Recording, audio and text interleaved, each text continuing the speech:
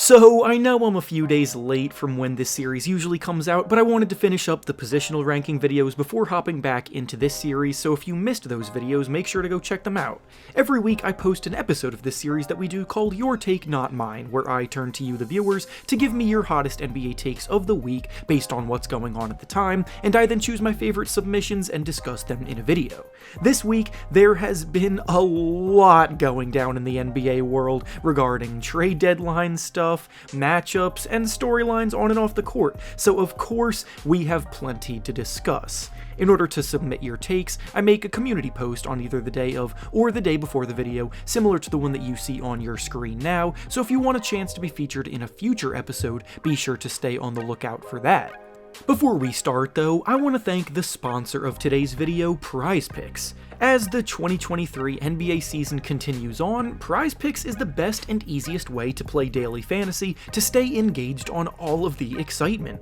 All you have to do is pick between 2 and 6 players and the over or under on their projections, and you can win up to 20 times your original entry. Choose between points, rebounds, assists, three-pointers made, fantasy points, and more, plus you can even make mixed sports entries, so if you also happen to be a fan of football, baseball, soccer, or anything else, PrizePicks has you covered. When you play at PrizePicks, you also are not competing against anyone else, it's simply you versus the projections available. Today on PrizePicks, there's also an incredible offer for the Super Bowl coming up by offering you a square for Patrick Mahomes' passing yards to be set at just 0.5, making it as free as it gets, so make sure to go take advantage of that. By going down to the link in the description of this video and using promo code REFERENCE when you sign up, you also get a deposit match bonus of up to $100. Once again, thank you to PrizePicks for sponsoring today's video. Now let's get back to the topic at hand.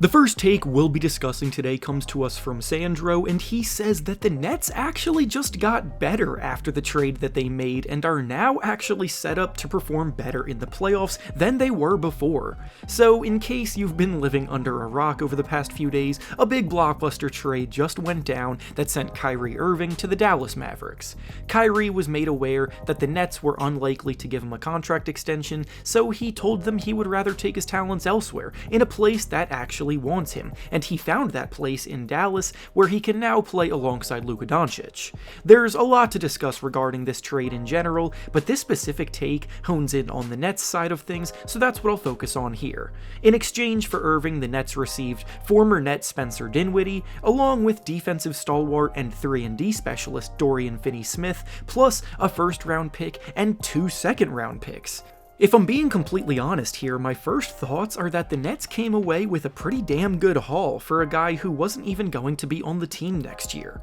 Obviously, elite shot making is difficult to replace, and Irving was far and away the best player involved in this trade, but the Nets are lucky enough to have an elite shot creator in Kevin Durant, who will be returning from injury soon, and their biggest needs were on the defensive side of the ball. Nicholas Claxton has been having an amazing breakout year as a Defensive Player of the Year candidate, and Ben Simmons still plays solid defense when he's healthy and motivated, which I realize isn't often, but he is at least still a good contributor defensively. But outside of that, the team had holes that they needed to plug, and Finney-Smith is as good as it gets in that regard. Plus, this trade allows Cam Thomas to step into a bigger role with more consistent minutes, and in the 2 games since the trade went down, Cam Thomas has dropped more than 40 points in back-to-back games. Now, I'm not going to sit here and pretend that Thomas is immediately going to become one of the best scorers in the NBA, but it's tough to deny that a guy who can drop 40 points on any given night won't cushion the blow left behind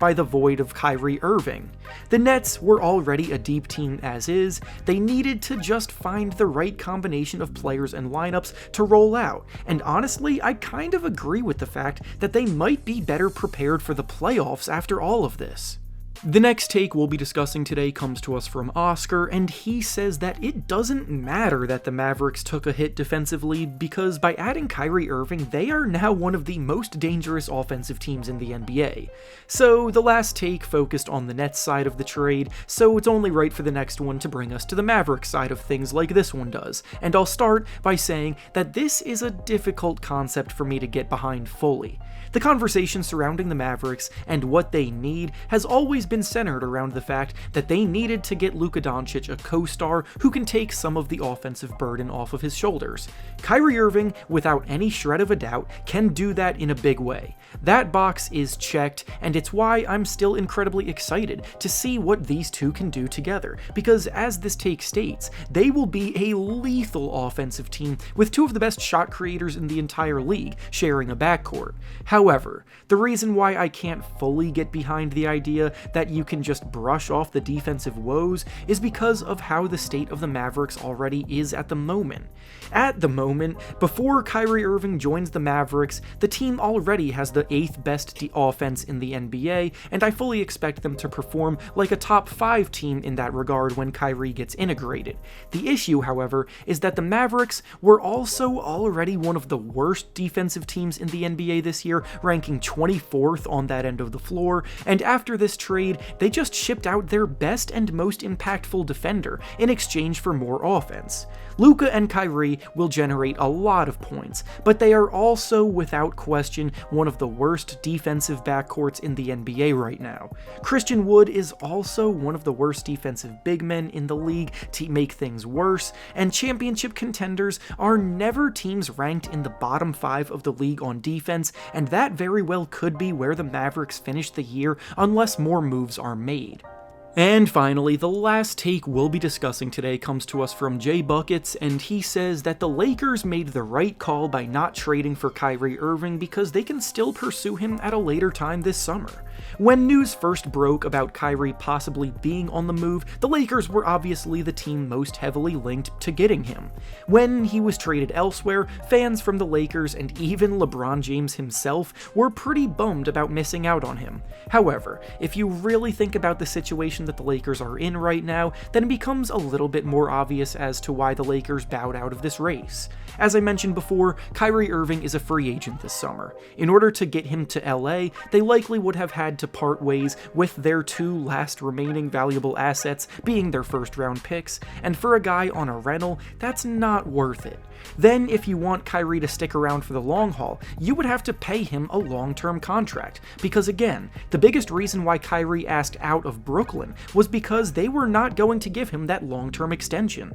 LeBron James is only going to be in LA for 1 more season after this. That much seems like a guarantee, because he's stated that he wants to play with his son, and that will probably come in 2 years. Is being able to pair Kyrie with LeBron for 1 year worth signing Kyrie to a max deal to be extended for the future? Now, as the original take mentioned, Kyrie is not a lock to stay in Dallas, and then when he hits free agency, the Lakers could still re-enter the sweepstakes to land him there by signing him, because they will have the cap space to spend. But honestly, I just don't think the Lakers want to lock themselves into him on a long-term deal. The Mavericks have been looking for someone like Kyrie to pair with Luka for years, and they're going to be much more motivated to make it work, so they're much more motivated to offer Kyrie the long-term contract that he wants because of that, and I think the dreams of Kyrie and LeBron having a reunion are pretty much dead. And with that being said, that's all I have for you today. Make sure to like the video, subscribe to the channel, and comment down below what you think about the takes we discussed. Thanks for watching, and I'll see you all next time.